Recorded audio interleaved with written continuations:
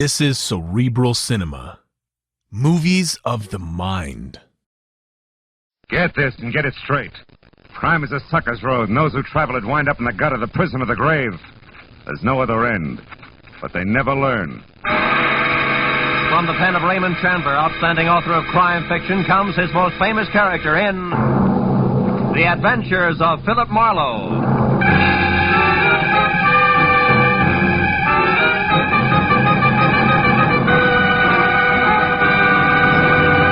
Now, with Gerald Moore, starred as Philip Marlowe, we bring you tonight's exciting story, The Fifth Mask.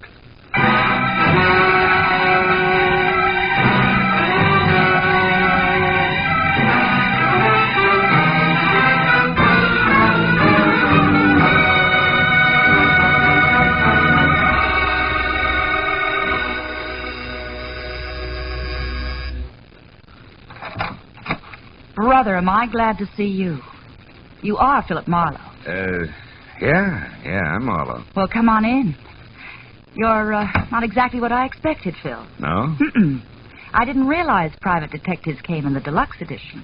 You'd like a drink, wouldn't you? Now, look, when you called me a few minutes ago, it was strictly panic because your life was in danger, Miss Barr. Vivian will do, Phil. Yeah, well, okay, Vivian. What's happened in the meantime? Happen? Nothing. Why? You seem pretty well balanced for somebody on the edge of being a homicide statistic. I'm doing my best to hang on to myself, that's all. Oh. But now that you're here, I can breathe again. You just sit down, won't you, over there? I'll fix the drink. Uh-huh. We're going to get along fine, Phil, I can tell. Yeah, well, could be. There. Now we can be more comfortable. Your health, Phil. Your health is supposed to be the point, baby. You said a man threatened your life. Yes, a man named Fred Sears. A character I used to know. He was hurt in a hotel fire 6 months ago. Oh? Must have been his head. He thinks he wants to kill me, and he's come to town to do it. But now that you're here... I suppose he's got reasons, huh? Do they matter? Yeah. To me, at least. I like to know which end of the stick is short before I grab. Well, I'm not even sure myself. I only knew Sears briefly. Here's his picture, Marlowe. Mm-hmm. Oh, the whole affair was stupid. So you brought it to me instead of the police, huh? I brought it to you because I need private help, and I'm willing to pay for it. Pay very well, I might add. Oh, look, Phil, you don't have to bother about the reasons why. Just see that Fred Sears leaves me alone tonight. It shouldn't be hard. Is your drink all right? Delicious. Too bad I can't stay and finish it. What? Oh, Marlowe, wait. You mean you won't help me? Not on guesswork, baby. But don't you realize my life's in danger? I'm scared. Oh, sure. Speechless. You can get yourself another boy, Vivian. Woods are full of guys with no curiosity at all. Oh, Marlowe, please be reasonable. Good night, baby.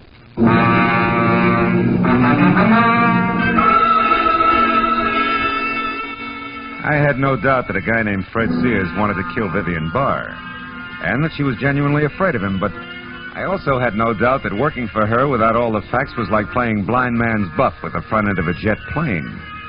Sooner or later, you were a cinch to get sucked in. So I drove off the hill toward the Sunset Strip again and prepared to forget it and go home. Until my rearview mirror told me that I'd picked up a tail.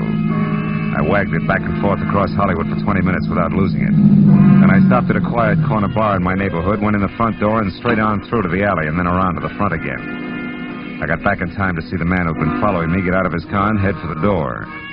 It was one Mutt Pomeroy, a sleazy ex-comrade in arms who had his private license revoked for assorted malpractices a year ago. I waited till he was almost up to the entrance before I stepped out where he could see me. Oh, well, Phil Marlowe.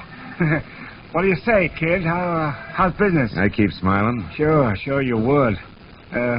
Buy a drink, I don't suppose. What's on you crummy little mind? Let's have it. Easy, Marlowe. Take the hands off. What's the idea? You've been tailing me just to keep in practice. What do you want? Okay, hotshot. I figured maybe you'd appreciate a little cooperation. For instance, you tell me why Vivian Barr wants a private peeper, and I'll tell you something more than worth your while. Well? I thought your license was dead, Pomeroy. Yeah, it is, but I'm not. I still got eyes and ears and a mouth that I like to keep well fed. Now, look, I can help you plenty in this case, Marlowe. What do you say, kid? Get together? I didn't take the case. You're what? That's right. If I catch you tailing me once more, Mud, I'll tie a can to you. Now beat it. Yeah, well, let me know when you need a hand, Marlowe. Right across your kisser.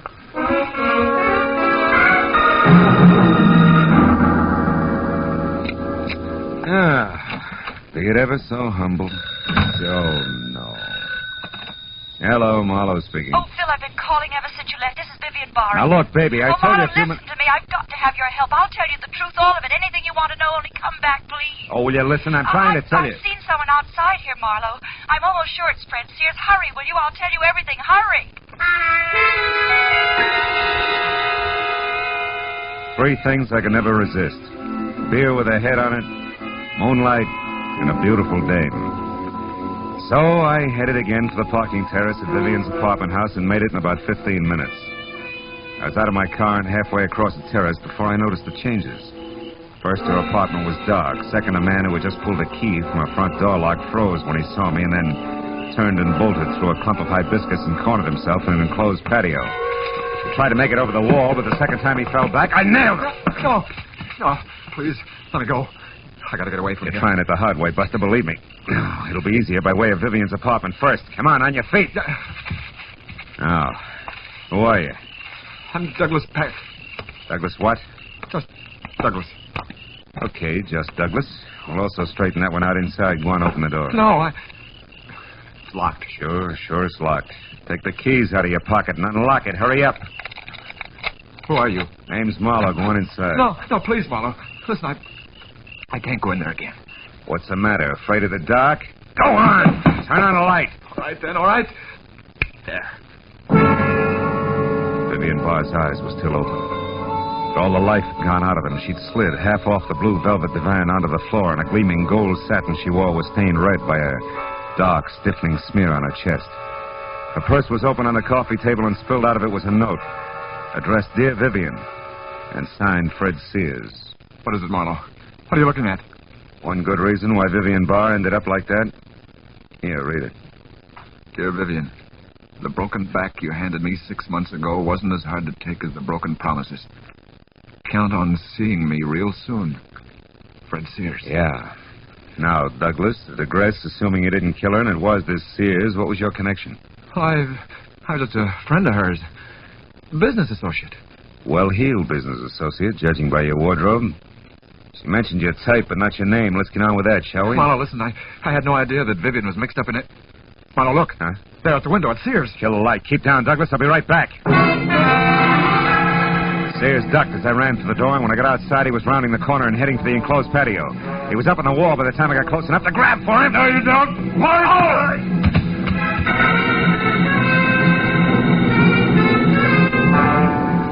His foot caught me in the side of the head. I wound up on my back with nothing but the torn-off pocket from his jacket in my hand and a crumpled pack of cigarettes and a slip of paper on the ground with a phone number. I picked it up and started back to Vivian's apartment in time to hear a car door slam and see just Douglas, scared stiff, crouched behind the steering wheel of a step-down Hudson. A second later, car and all were gone in a funnel of dust. Well, I couldn't lose much more, so I went back into the house to use the phone. Los Angeles Morning Star. Society editor, please. One moment. Okay. Society desk, Miss Ludlow speaking. Hiya, Corey. Phil Marlowe. Phil, darling, how are you? Gee, it's been a long time, mister. I haven't seen you since... Yeah. Now, look, honey, I need some fast help. Crashing somebody's party, Marlowe. Could be, but it's strictly business. Now, can you give me a rundown on a phone number? Crestview 54124. 54124? Yeah. Just a minute, lover. Okay, sweetie. Oh, yeah, Phil. That's the old J.G. McKay mansion. 910 Mission Drive. Uh-huh. His niece, Celia McKay, has the place now. She married up with a guy named Paxton last fall, I think. She has oodles of money. Any help? I'll let you know. Thanks a lot, baby.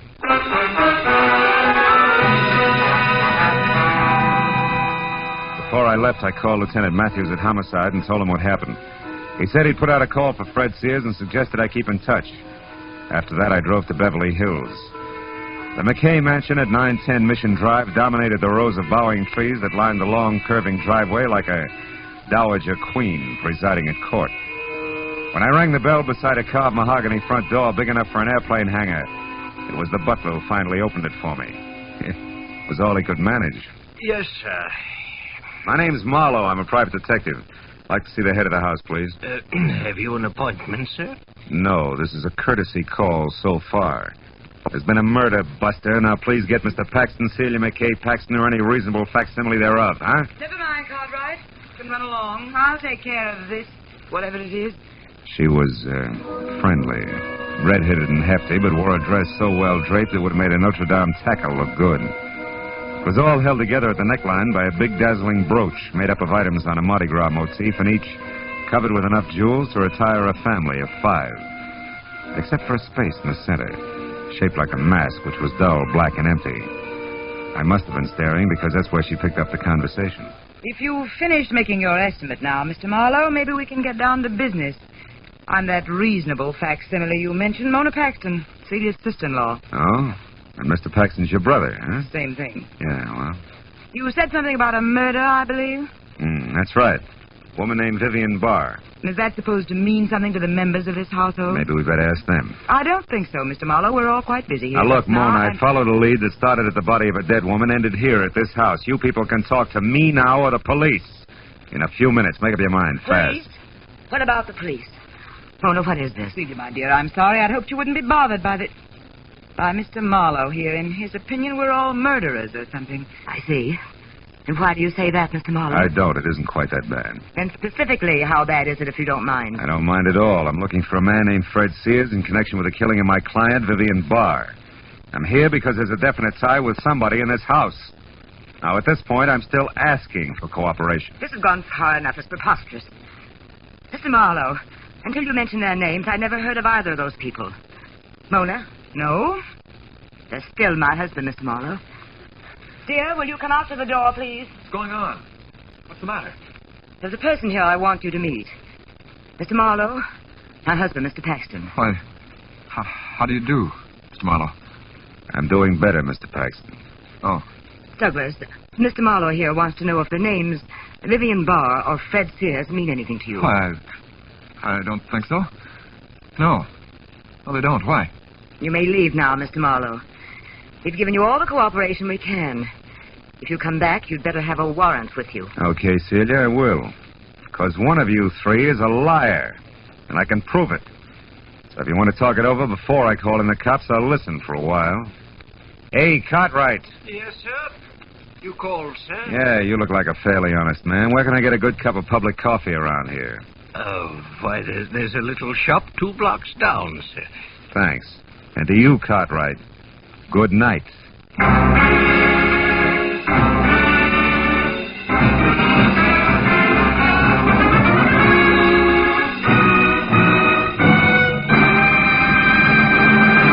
In just a moment, we'll return to the second act of Philip Marlowe. But first, Sunday, September 10th. Note it well, or you'll miss a whole lot of laughs. For that's the day Jack Benny checks in again at CBS The Star's address.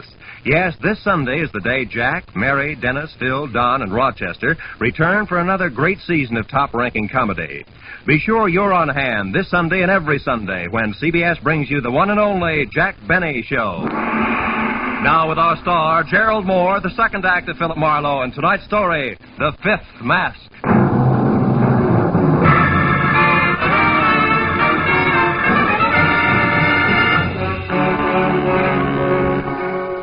When the 2-ton front door of the Paxton home closed behind me, I dropped the cocky attitude quicker than a chorus girl lets a stage smile go when she hits the wings. I knew that I was still a long way from finding Fred Sears. And 10 minutes later, when I was in a corner booth at the plush Beverly Hills version of a one-armed joint Cartwright had suggested, I began to worry about it. Until the front door swung open and admitted Mrs. Celia McKay Paxton. She threw a stern eye and a sharp semicircle that nearly sliced the place in two and then bore down on me. Mr. Marlowe, I want to talk to you. What do you mean Why don't by... you sit down, Mrs. Paxton? Well, Very well. Now, Mr. Marlowe. Coffee, Mrs. Paxton? No, thank you. Mr. Marlowe, specifically, what did you mean when you said that one of the 3 of us was lying? Specifically that, Mrs. Paxton. I don't think I could have been more blunt, but I'll try. I'm after Fred Sears and anybody or anything that can lead me to him. Now, you. Why are you here, Mrs. Paxton? Well, it's, Mr. Marlowe, it's, Hard to say, maybe?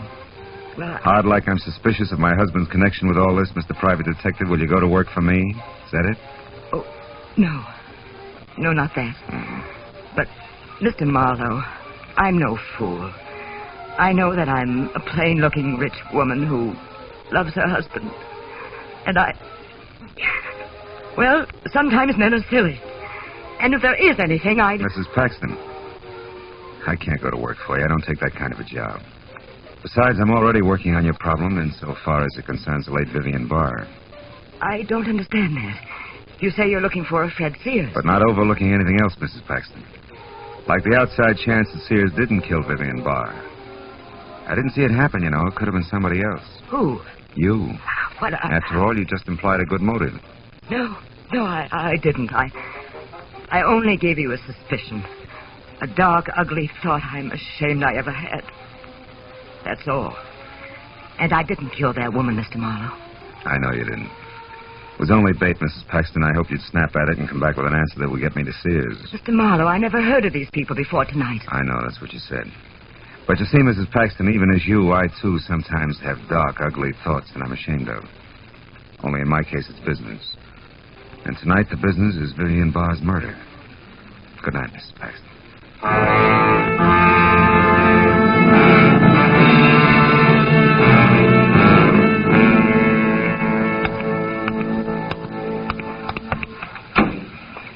Hello? Comfortable, Mr. Paxton? Marlowe, please. My wife may see us. Get in and drive away. Hurry. All right. Just for size, hurry it is.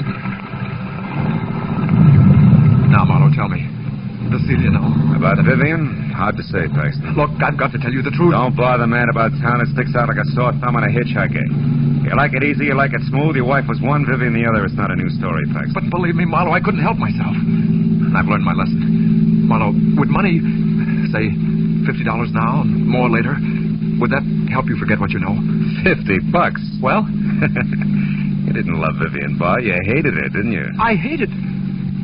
How did you know that? That cheap bribe you just made. Indiscreet gentlemen with their backs against the wall don't offer peanuts now and more later unless they're broke. You could be broke, Paxton. If, for example, Vivian was blackmailing you out of every cent of your allowance, good enough? She was rotten. Rotten enough to kill? Kill? Are you crazy?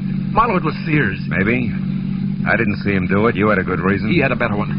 Sears was taken in just like I was. When he met Vivian, he had a few $1,000s, and she fell in love with every one of them. You said a better reason, Paxton. And I'm getting to it. I came into Vivian's life after Sears was hurt saving her in that hotel fire. Saving her? Yes. I didn't know that. I thought he was hurt, period. Yes, that's all the papers got, but he was injured because he rushed into the fire to save Vivian. She couldn't afford to have it known that she was at that particular hotel at that particular time. She told me so herself. You didn't quit even then, huh? I couldn't, Marlowe. I wasn't strong enough. Then later, when I was, she wouldn't let me. Not without paying. And that's the whole story, Marlowe. Mm-hmm. Unless you're still holding back a lead on Sears. Why should I? Because if you're it, Paxton, not Sears, you've nothing left but the slim hope that Sears, who knows he's framed, will be shot running away from the police. No, you're wrong, Marlowe. That's not it. All right, then try this. If I'm wrong and Sears is still the one we want, he could also be after you, Paxton. You know, you're pivot man in that triangle, too. What? Why, I never thought of that. What am I going to do? Grab a cab and go home and hide in a cookie jar. Marlowe, don't be facetious. My life... Relatively safe, Paxton. I was only trying to trick you into spilling something on Sears. Oh. Then you no longer think that I killed Vivian? I didn't say that. So long, Paxton.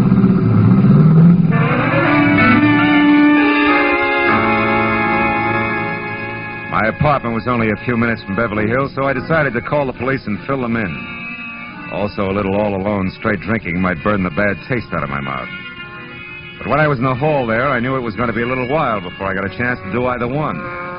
After all, there was still a Paxton to go. Mona, the lady with the beautiful Mardi Gras brooch, and the not-so-beautiful mind for business. I've been waiting for you, Mr. Marlowe. That figures. Come on in. I'll get the lights. You don't seem surprised. You expected me? Yeah, as much as the others. Already huddled with your brother and your sister-in-law. Have a seat. No, thanks. Mr. Marlowe, I'm going to come right to the point. That's a switch. Want a drink? No. Do you want $1,000? Mr. Marlowe, I said... I heard you. Yeah. Also, Miss Paxton, I've heard a lot tonight about all I can take. I'll make it fast, will you? All right, the 1,000 is yours, Mr. Marlowe, if you'll do one thing. When you catch up with this Sears, if you haven't already done so... I haven't. Keep my brother's name out of this, that's all. Oh, it's a little too much. Also, you're a little easy, Mona. Your brother isn't worth covering up for. That's not news, and it's beside the point. The 1,000 is to help me, not him. I've spent 5 very difficult years getting the rights to a cosmetic formula that can't be beat. The point, Mona, the point. All right, the point, Mr. Marlowe, is that all I need now is backing. Just yesterday, I got the promise of it. $150,000 worth of promise from my sister-in-law, Mrs. Celia McCabe Paxton. And I'll lose that promise, Marlowe. Celia gives my brother his walking papers, and she will if she finds him out. Will you take the money, Marlowe? No. No, will I go out of my way to whisper in Celia's ear? You're practically safe, Mona. Who else is there? Sears. If the police take him alive, there's a good chance he'll make a lot of embarrassing statements about your brother killing his girl and... You expect someone? No. Unless the police are tired of waiting to hear from me. I shouldn't be seen here, not if you're going to keep Doug's name out of it. Easy, honey. Get in there, the kitchen. Oh, yes, thanks, Marlowe. Thanks a lot. Okay, coming. Keep your shirt on. Oh, no. Well, didn't expect to see little old Mutt Pomeroy so soon again, eh, kid? Mind if I come in? Very much. What do you want, Pomeroy? To show my wares, Phil, boy. You know, like the jewel tea man. Skip the funnies. What is it? Fred Sears. I know where he is. You sure about that? Sure, like I don't take $3 bills. I followed him tonight when he got away from you. All right, come in. Hey, nice place, Phil. What's your price, Mutt? $200. I'll pay $1. The address. The money. Okay. Here. 15, 16, 80, 90, 100. Yeah. Thanks, Phil, boy, thanks. The address says 31 Bayfront Drive, Santa Monica. It's an all-alone beach joint, kind of neat. Belongs to a friend of Sears who's out of town. Oh, he's using his car, too. I overheard him explaining to a neighbor. Yeah. Good night, Marlowe. See you around, huh, kid? Mm-hmm. Oh, Pomeroy. Yeah? Yeah. What is it, Phil? 2 questions. Uh-huh. First? Your connection with all this, what is it? Oh, a hunch that I could pick up a little extra. You see, I spotted Paxton out with that Vivian babe once, and well, I knew who he was. Also, I knew who his wife was, so I figured... Yeah, I know how you figured. Okay, but you said 2 questions, kid. The other. This! Whatever made you think I do business with a louse like you? Marlowe, he's unconscious? Yeah. If ever saw you here, your mailbox will get nothing but extortion notes for the next 6 months. We'll get out now. All right, Marlowe, but won't he ruin everything anyway? Don't worry, Mona. I'll convince him one way or another. Yeah. Let's see now. Hey, Marlowe, you crossed me. Sure, I'll do it every time, Pomeroy. We're conflicting personalities. Police headquarters. Like to speak to Detective Lieutenant Met. Holy cow. Hello. Police headquarters. Hello. Never mind. Pomeroy, that little hunk of jewelry there on the rug just fell out of your pocket when I frisked you, didn't it? Didn't it? Yeah, sure it did. So what? So before I beat you senseless, get up and tell me what you got it. Come on, where'd you lift it? Come on, Pomeroy. Guys, get your hands off. All right. I found it at that Vivian Barr's joint. It was on the floor and it sparkled like dough. She was dead, so I figured it might as well... Thanks, Pomeroy. You told me all I want to know. Don't wait up.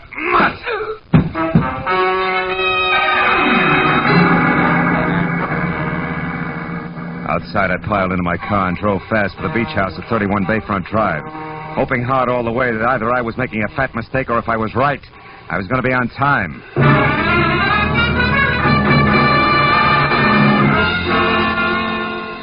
All told, it was about 40 minutes later when I screeched to a stop in front of the place and found it lights out and deserted. I was ready to start cheering until, from the closed garage that was tucked under a wing of the house, I heard it. A car motor running as in suicide by carbon monoxide.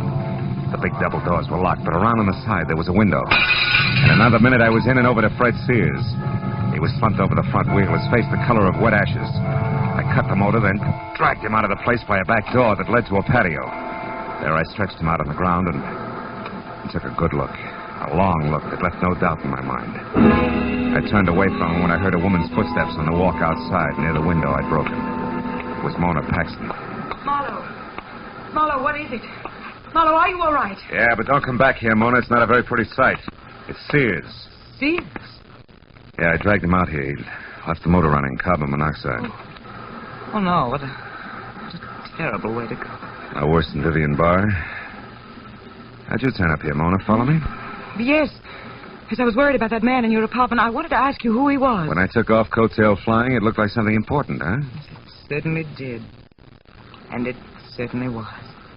Yeah. Well, I'd better get through to the police now. There must be a phone inside. You can go wait at my car, huh? Quit shaking. After this, you haven't got a thing to worry about.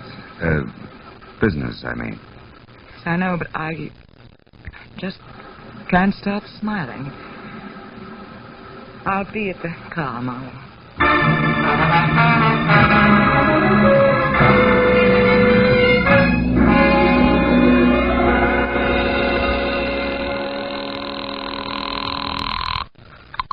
Homicide, Lieutenant Matthews speaking. Marlowe, Matthews. Out in Santa Monica, 31 Bayfront Drive. I've got Vivian Barr's killer. Fred Sears? Great. Just hold it, Phil Mooney. Hey, wait a minute. Call Santa Monica, Matthews. get a car out to 31 Bayfront Will you- Drive. Hey, fast. Matthews. Hey, Marlowe, nice work. I'm glad I Now, will let you wait a minute, Matthews? It doesn't play that way. What? What do you mean, Phil? Not Sears? No. It's a woman, Mona Paxton. Sister to Douglas Paxton, a guy married and playing around with Vivian Barr. Mona killed Vivian because Vivian was blackmailing her brother, and that in turn was about to ruin a business deal that meant a lot to her. An awful lot. Yeah, it must have. Yeah. What about Sears? Does he still tie in? Sure he does. She found out where Sears was hiding, which is out here at the same time I did. But she got a head start on me at the point of a gun, set him up in a closed garage in what was supposed to be suicide. Oh, he's dead, huh? No, he's fine. I was lucky enough to get here in time. He's resting out on the patio, breathing well. See you, Matthews.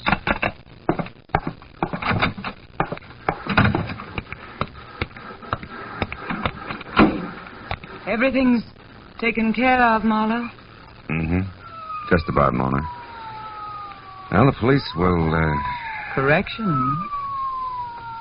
The police are here. Yeah. Doesn't take them long, does it, huh? No. Either one am glad of it. Just as soon get all this over with. You too, I guess. Yeah. Me too, Mona.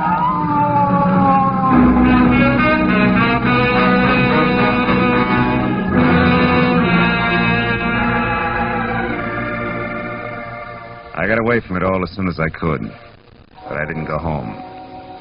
I drove out to a spot I knew nearby, a cliff edge where the only sounds were a couple of seagulls who couldn't sleep in the ocean 100 feet below, crashing on the rocks.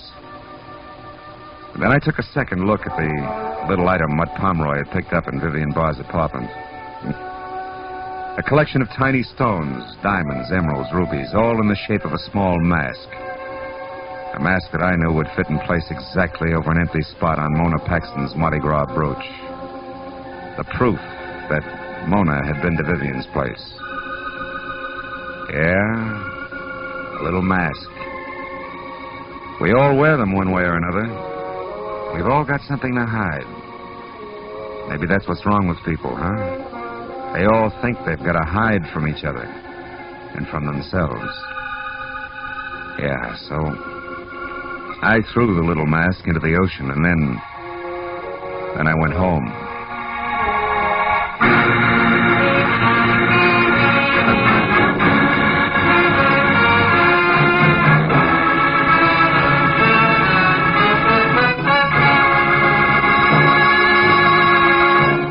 The Adventures of Philip Marlowe, bringing you Raymond Chandler's most famous character, star Gerald Moore, are produced and directed by Richard Sanville and written for radio by Robert Mitchell and Gene Levitt.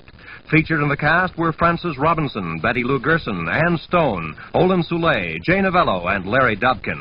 The special music is composed and conducted by Richard Durant. Be sure and be with us again next week when Philip Marlowe says... This time a little man with big heels tried to run over me. A giant in a warehouse nearly cost me my life. And a treacherous blonde almost buried me at sea. All that for a client who couldn't pay me a cent. But on whose behalf they were paid in full.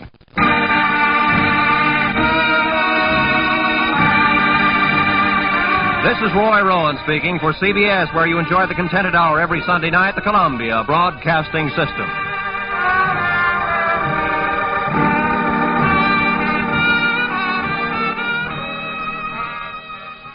Cerebral Cinema hopes you have enjoyed this movie of the mind.